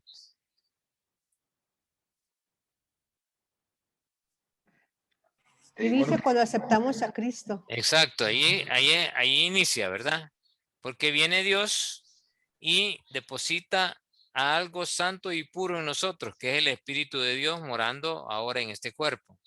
Entonces, Pablo dice en Romanos que hemos sido santificados. Se refiere a que algo puro y santo fue puesto en nosotros. Y juntamente con eso viene Dios y pone la fe, ¿verdad? Esa fe que es fruto del Espíritu, que es tal y como lo define Hebreos. Después la fe, la certeza de lo que se espera, creerle a Dios, la convicción de lo que no se ve es obedecerle a Dios. Las dos cosas, ¿verdad? Es una fórmula. Creer más obedecer. La suma de las dos cosas es la fe. Entonces no es solamente de creer, es de cumplir lo que la palabra de Dios nos demanda en fe. Porque los verdaderos adoradores le adoran en espíritu y en verdad. O sea, no solamente de creer, porque muchos creen, pero no obedecen, ¿verdad? No hacen lo que la palabra de Dios les dice. Y no están haciendo la voluntad de Dios. Dios lo que quiere es que se cumplan las dos cosas, creer y obedecer. Entonces, ese justamente de esa forma, así inicia la santificación. Y luego nosotros tenemos la responsabilidad de ir creciendo espiritualmente.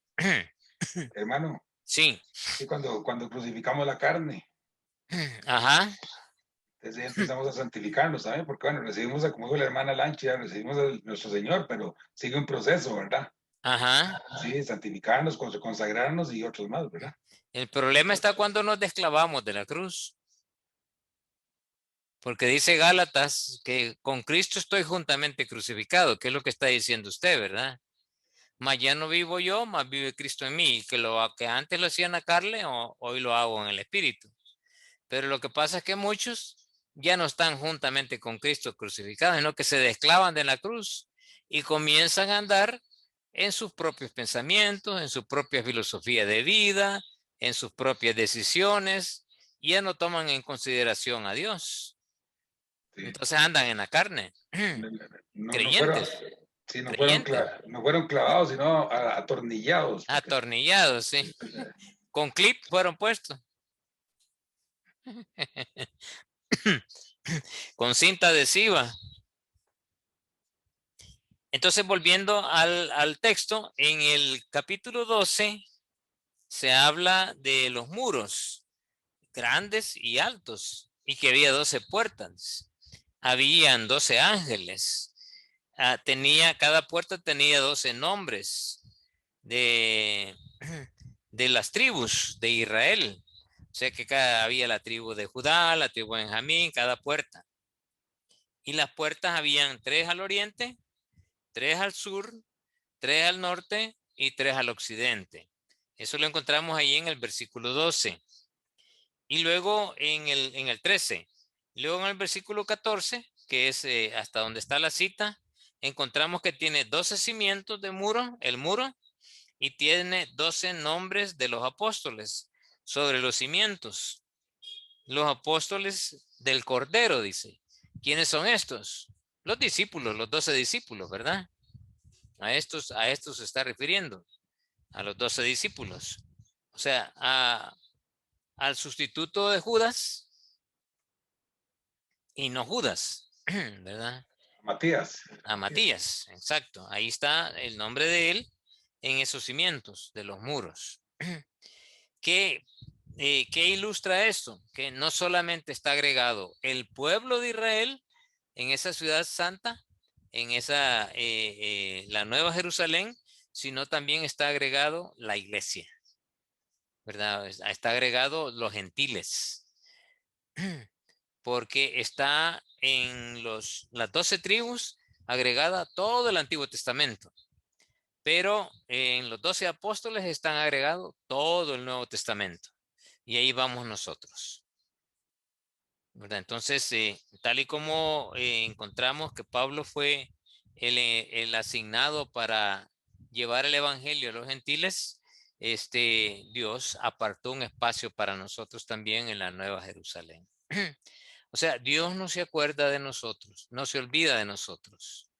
Y eso es importante verlo. Así como es el ejemplo de Nehemías, también es en nosotros, ¿verdad? Esta tipología que encontramos del pueblo de Israel en Nehemías, el cuidado que él tiene de restablecer la relación con ellos y protegerla, el Señor de una sola vez la protegió de una sola vez y para siempre con Cristo. Por eso es que ya no tenemos que cumplir la ley. Él es el garante de todo. Pero estamos en la responsabilidad de mantenernos en santidad para con el Señor, ¿verdad? Esa es nuestra responsabilidad. Y por eso los otros versículos que encontramos ahí, que nos hablan justamente de la gloria de Dios, ¿verdad? Ageo nos habla de llenarme de la gloria de Dios y que la gloria de Dios estaba en la casa de Israel. Ahora la gloria de Dios está aquí, en este cuerpo, está allí donde ustedes, ¿verdad? Está con ustedes. La gloria de Dios se ha manifestado en la vida de cada uno de nosotros. Dice Isaías también que Dios está sentado en el trono del templo. Pues Dios está sentado también aquí por medio del Espíritu en este templo. Por eso el Señor es que nos ve santos hasta el día de hoy, a pesar de, ¿verdad? Dios nos ve santos. ¿Por qué? Porque hay algo puro de Dios morando en nuestras vidas. Y por eso es importante que nosotros, cada cosa que vayamos a hacer, pensemos, el Espíritu de Dios está aquí y lo podemos contristar, lo podemos hacer a un lado, pero si a veces no lo tomamos en cuenta, lo hacemos a un lado, él va a decir, pues mejor me voy, ¿verdad? Porque este no me hace caso. No, él insiste porque Dios lo ha dejado ahí para que él esté y luche, porque nosotros entendamos la voluntad de Dios. Y ahí está, ¿verdad? Intercediendo por nosotros. A veces cuando oramos y no sabemos cómo orar o cómo pedir, él dice que el Espíritu intercede por nosotros con gemidos indecibles. ¿Verdad? A veces pedimos una cosa y él le dice a Dios, no, mira, Dios, este lo que quiere es esto y esto y esto, ¿verdad? Y no sabemos qué estamos pidiendo, pero él sí sabe, él conoce nuestras necesidades. Entonces, ahí a través de nuestra conciencia está diciéndonos, hey, por ahí no veas, ¿verdad? Y a veces nos detenemos o a veces hacemos el intento de detenernos y siempre nos vamos, ¿verdad? Y después nos estamos arrepintiendo de lo que hicimos. Pero es parte de la forma en que Dios se ha manifestado en nosotros. En Hebreos 2:10 dice, bueno, en Mateo dice que vendrá en la gloria de Dios. Cristo va a venir en la gloria de Dios. Que Cristo lleva a sus hijos a su gloria, dice Hebreos. Y en Juan 1:14 que vimos su gloria como el unigénito de Dios. Entonces Dios se ha manifestado tremendamente en esto. Y luego tenemos los últimos versículos.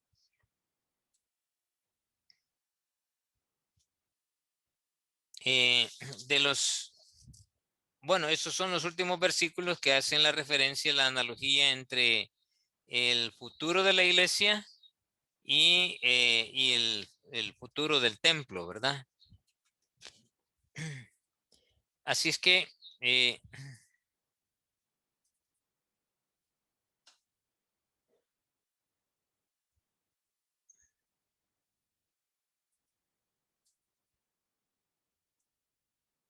volviendo a esta parte, ¿verdad? Dios tiene un especial cuidado de nosotros. Por eso debemos de alabarle a Dios, porque grande y maravilloso es su nombre. Y teniendo presente eso, bueno, aquí terminamos el curso, ¿verdad? Muchas gracias por permanecer fieles hasta este momento. Cualquier cosa, ¿verdad? Pueden contactarme conmigo ahí a ese correo, rolandopérez@5e.org, y gracias, ¿verdad? No sé si habrá alguna pregunta, algún comentario, hermanos. Hermano, y será que nos compartirá ese resumen porque está súper bien. Sí, sí, claro. Sí, solo voy a hacer algunas correcciones porque algunas Ok, palabras las escribí mal. ok. Pero una vez teniéndolo, ya se las comparto. Gracias, hermano, gracias. Ujú. Junto con el correo, por favor. Sí, está bien. Hermano, una preguntita. A ver, Sí, bueno, no sé, es que me pareció escuchar como que dentro de 2 semanas se empezaban otra vez las clases, o sea, los nuevos temas, pero usted va a estar como un mes, ¿verdad? Algo así sí, fuera. ajá, sí, voy a tomarme un descansito, y el descansito va a ser para prepararme para los otros cursos. Voy a comenzar a hacer el estudio de algunos salmos. Vamos a estar nadando un poquito en el libro de Salmos. Algunos salmos en especial. Voy a comenzar con el Salmo 19, que es uno de los salmos que a mí me han edificado mucho y lo he estudiado mucho. Este estudio prácticamente ya lo tengo listo, pero nada más tengo que preparar el material para que ustedes lo tengan. Ahora, con el estudio de Salmos, la diferencia con el estudio que hemos tenido ahora es que ahí sí van a tener que trabajar previamente, ¿verdad? Para poder alcanzar la meta con ese salmo. Porque si no lo trabajan, no lo van a entender, ¿verdad? Ese es el punto. Entonces, el material va a ir de tal manera que tienen que ir trabajando. Trabajan en la semana como un devocional que van a hacer para que a la hora de la clase estemos ahí. Por lo menos unas 3 semanas va a durar cada salmo. Y la idea es por lo menos estar estudiando 3 salmos en, en unos 2 meses y medio, ¿verdad? Más o menos. Menos el Por ahí. menos el 119, porque si no, Sí, no terminamos. ese no me lo pidan, por favor, porque ese necesitamos un montón de meses para estudiarlo, ¿verdad?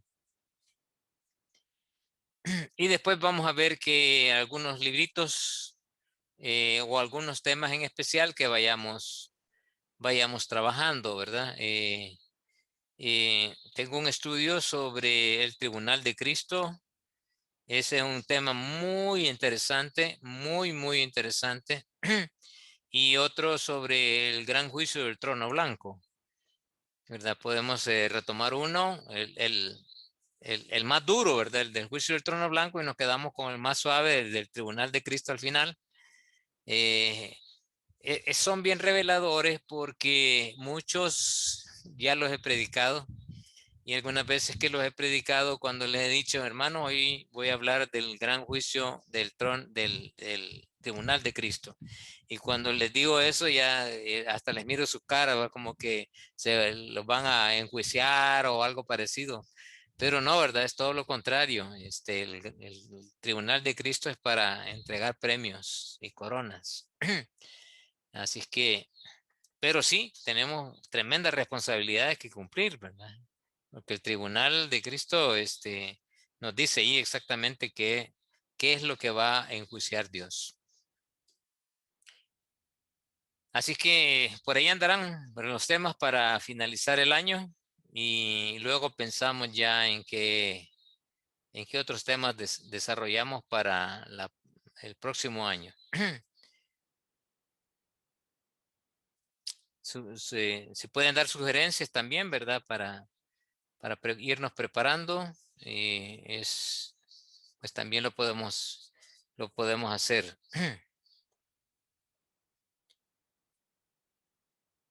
Así que hoy estuvieron casi todos, ¿verdad? 15. Qué bueno, hermanos, que tomaron el tiempo Hermano para estar al Rolando, final. Sí, hermana Roxana. este es el, Sandra. el- Sandra, es el Salmo 19 el que usted dice. Sí, el Salmo 19. Sí, es que yo le entendía 119, pero oí que el hermano Roberto dijo que no. No, el Sí. Salmo 19, hermano. Ah, bueno, Los cielos cuentan la gloria de Dios. sí, ya lo Ujú, he leído. ujú. Y está Va a bueno estar porque ya, precioso ese curso, hermano. Sí, yo he aprendido mucho con el estudio de Salmos. y ese 19 ya lo tiene desarrollado, eso es lo bueno. Ese sí ya lo Entonces, tengo listo. le podemos Ese sí ya sacar está listo. buen jugo, ¿verdad? Solo quiero preparar para no tener un paro, ¿verdad? O sea, de pararme después de terminar el 19, ya quiero tener listos los otros dos para darle secuencia a cada uno y agregar, hacer un solo manual.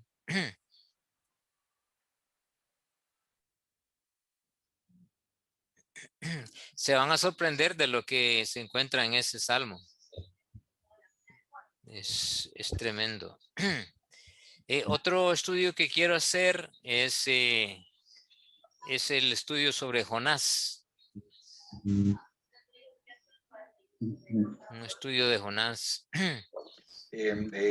Bueno, ahorita bueno, yo estoy llevando un curso que se llama Obediencia y Desobediencia, y está, bueno, se habla sobre Jonás, ¿va? La Así es. desobediencia de él y todo eso, sí, y también de Nahum, son los dos libros que están estudiando ahorita. Pero, bueno, ahí lo vamos a estudiar, ¿verdad? Pero yo no puedo afirmar una cosa si la Biblia no lo afirma. Por ejemplo, en el caso de Jonás, no hay ningún texto en la Biblia que me afirme que Jonás desobedeció.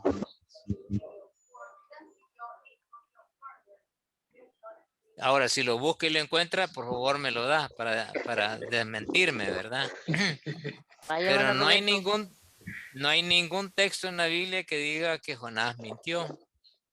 Yo hasta el día de ahora he encontrado un montón de libros que incriminan a Jonás como desobediente, pero yo no encuentro ninguno. Inclusive en el mismo libro al final Dios termina con una pregunta, ¿verdad? Y mira, Jonás, y no tendré yo piedad de esta gente, y tu enojo no funciona. Sí, es que tal vez dicen que, ¿cómo se llama? Que Jonás fue desobediente porque Dios lo enviaba a tal lado y él no iba, sino que él agarraba para otro porque como la gente de Nínive le había hecho tanto daño al pueblo Sí, judío, a la familia de él, entonces él tenía un rencor, eso era otra cosa, que tenía una cuestión para que no... Sí, entonces tal vez por eso, porque se iba para otro lado, entonces tal vez por eso es que sí, ajá. que había desobediencia. Pero ahí donde es bueno estudiarlo en función de la cultura, ¿verdad? ¿Cómo era la cultura hebrea en aquel entonces? Hermano Rolando, Sí, hermana. yo soy maestra de niños. Sí. Y nosotros tenemos un corito de Jonás, que cantamos, Jonás no le hizo caso a la palabra de Dios. Ajá. Sí, hay que crear otro corito que diga, ¿por qué no le hizo caso, verdad? No, de hecho uno canta que por qué no le hizo caso a la palabra de Dios. Entonces Ajá. uno dice que por eso Dios lo mandó lo tiró al mar y dice, ¡pum! Se lo tragó un pez, ¿verdad? Ajá. Un pez muy Sí. grande. Ajá. Sí, hay que agregarle a ese corito lo que Cristo dice de él en Mateo 12. Sí. O sea, como un principio de hermenéutica, acuérdense que es que no hay mejor comentario que la misma Biblia, ¿verdad? Entonces, retomar lo que dice el Antiguo con lo que afirma en el Nuevo Testamento es parte de la interpretación bíblica que debemos de hacer. Si para que lo vayan más o menos estudiando, pregunten, háganse la pregunta. Cuando dice huía de la presencia de Dios, Sí. ¿cuál era la idea cultural, religiosa que tenía el hebreo, el judío de aquel entonces de la presencia de Dios? Es completamente diferente a la concepción religiosa de la presencia de Dios que tenemos ahora. ¿Dónde está la presencia de Dios para nosotros hoy? El Espíritu Santo de Dios que mora en nosotros. Sí, pero ¿en dónde está? Nuestros En corazones. todo, ¿verdad? En todo. Dios está en todo. No nos podemos escapar de la presencia de Dios. Así es. Pero para el hebreo y el judío de aquel entonces era otro rollo. Por eso les decía cuestiones culturales. Para el hebreo de aquel entonces la presencia de Dios estaba en el templo. Y cuando dice huiré de tu presencia, se está refiriendo que él se va a ir lejos del templo. No es que esté huyendo de Dios. Cuando estuvo su hermano aquí, el hermano Reinaldo, aquí en Costa Rica, ¿verdad? Bueno, aquí en Iberia, él estuvo también poco tiempo. Y él nos dio esa clase de Jonás. Hace muchísimos años, imagínense, tenía como ¿Qué tanto? 21 años, creo yo. Julia. Sí, Pues ahí nos vamos a recordar de esa clase. así. Ya las dejé dudando, ¿verdad? Sí. Sí. Sí. Hermano Roberto, Sí, hermano. ya se puso interesante el tema Ajá. de Jonás. De Jonás. Y algunos hasta nombre le han encontrado al pez. El pez Sí. se llamaba Pum. ¿Cómo llamó? Ajá, ¿por qué? Pum se lo tragó. No, se lo... Sí, es así. Y pum, se lo tragó. Se lo tragó. Mire, hermano, yo estoy muy, pero muy agradecido por todo su dedicación, su tiempo, toda su, ¿qué puedo decir? Claro, hay que estudiar para poder dar un curso como esto. Y usted dijo anteriormente, y es que, vaya, a algunos de nosotros nos ha gustado leer bastante algunos libros, y lo que decide usted es que le da un enfoque totalmente diferente, y más que todo lo enfocan al tema del liderazgo. Y sí, muchos principios sobre el liderazgo. Y claro, para poder hablar del liderazgo, pues se habla mucho de todas las características, las virtudes que Dios le dio a Nehemías. Pero, sin embargo, yo siempre me enfoco a veces en el título. Cuando yo miré el material, le digo, protegiendo la relación con Dios. Nehemías, siervo listo para cumplir el servicio de su Señor. Es decir, mucho más allá de la parte externa, o sea, de cómo organizar, de cómo mandar, de cómo tener las cosas externas de la iglesia, en la empresa, en la sociedad, y cierto, se aplica, ¿verdad? Pero me gusta muchísimo que usted lo ha enfocado de la, ¿qué puede decir? De la renovación o de la espiritual, o sea, lo más de adentro, la santidad, la dependencia total de Dios, porque es allí donde estuvo el éxito de Nehemías en cuanto a esa gran, pero gran labor que Dios le había encomendado. Podríamos decir, bueno, algunos dicen que ese es un, ¿y por qué es así, verdad? Es un comienzo. O sea, esos muros estaban derribados, destruidos, y esa obra, pues claro, es el último tramo de la historia del pueblo judío antes, un poquito antes del periodo bueno, antes de los 400 años, ¿verdad? De que no se... Y entonces los judíos pudieron adorar a Dios durante un tiempo y todo eso. Entonces, y veo en Nehemías realmente un hombre muy, pero muy dedicado a la oración. En los primeros capítulos, el primer capítulo, capítulo 2, encontramos ahí como unas 11, 12, como 13 veces que se encontraba en una situación, oraba, y ahí estaba en esa dependencia con Dios. Y una de las cosas que llama la atención es que eso que hizo Nehemías de orar, de postrarse ante Dios, de ayunar y todo eso, vino porque él sintió esa necesidad de una situación de cómo estaban los muros de Jerusalén, la tierra de sus antepasados, eso. Entonces, y yo me ponía a reflexionar, ¿verdad?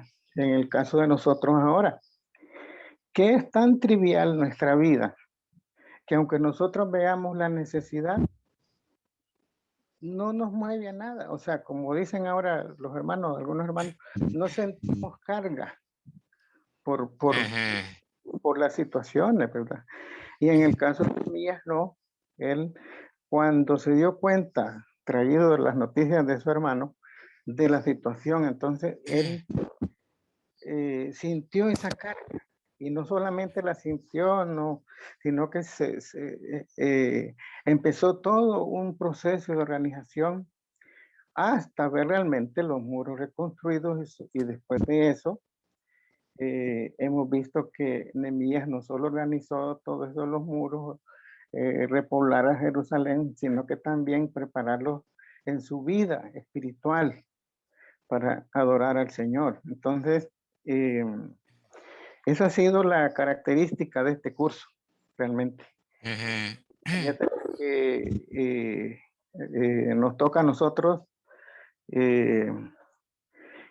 ¿cómo se llama? Atesorarlo en nuestros corazones. Por supuesto, de que oposición siempre va a haber. Y Nehemías se enfrentó a esa oposición de individuos que ya tenían un historial, ¿verdad? Y recuerdo de la otra clase que estamos llevando con el hermano Conociendo al Enemigo, donde hemos estudiado todo acerca del enemigo, de la rebelión en el cielo, hasta que llega hasta el lago de fuego, ¿verdad? Ese enemigo. Y entonces lo último que también nosotros aprendimos en eso de cómo enfrentar al enemigo, ¿verdad? Entonces, Nehemías fue ese hombre de Dios que enfrentó a ese enemigo y se logró vencedor por la dependencia. Dependencia de Dios. Sí, así es, hermano. Gracias por el buen resumen que ha dado. ¿Verdad? El buen resumen, gracias.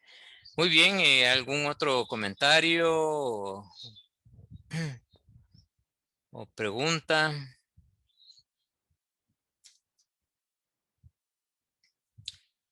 Si no, pues terminamos y estén pendientes ya después que termine esta ronda de cursos, ya vamos a reprogramar los siguientes para pues reunirnos de nuevo los días sábados. Así Hermano que Rolando, yo sí. agradeciéndole mucho, ¿verdad? Por esa enseñanza. La verdad que todas las enseñanzas son edificantes porque nosotros, de hecho, pues yo leí la Biblia desde Génesis hasta Apocalipsis, pero nunca uno, por más que lea la palabra de Dios, si no hay quien se le enseñe, ni tengamos estos estudios, ¿verdad? Que hemos tenido, pues esto nos enseña cada día a conocer más. Y es de mucha bendición para mí, como creo que para todos mis hermanos, ¿verdad? El haber aprendido más de la palabra del Señor y de lo que el Señor también quiere que hagamos. Hermano. Amén. Sí, hermano. Sí, disculpe, no, es que ya vi que se salieron dos, pero digo yo, la hermana Silvia va a pasar un link ahí en el grupo, creo, si no me equivoco, para lo del diploma. Entonces, que sí. no salgamos del grupo ni nada hasta que, ¿verdad? Hasta que ella pase el link y todo eso, porque si no, entonces, ¿cómo hacemos para poder descargar el diploma, verdad? Para poder descargarlo, sí. Dios le bendiga grandemente, hermano. Amén, hermana, amén. Amén, gracias. Así que estén atentos cuando ya se tenga listo el diploma para que lo puedan descargar, ¿verdad? Ahí les vamos a avisar a través del chat. Sí, Lanchi. Además, también, hermano Rolando, quiero darte las gracias porque es una gran enseñanza. Creo que es un gran reto para nosotros y cada presentación y todo para mí, yo voy a enseñar algunos temas del libro de Nehemías que me han gustado mucho. Y hay mucho donde estudiar. Yo formé un gran libro, he ido sacando de todo y es muy grande. Así que muchas gracias. Ajá. Por eso. Gracias. Qué bueno. Gracias, Lanchi. Gracias. Gracias. Bueno, hermanito, ya es noche. Para los mexicanos más noche que aquí, ¿verdad? Así es que si no han ido a cenar, vayan a cenar. Y si no, vayan a descansar porque mañana hay que ir al culto. Amén, así que, hermano. Buenas noches. Gracias. Pase feliz noche. Gracias, buenas noches. Lanchi. Bendiciones a todos. Hasta luego, Carlita. Gracias, hermano. Buenas noches. Gracias, hermano. Gracias, hermano.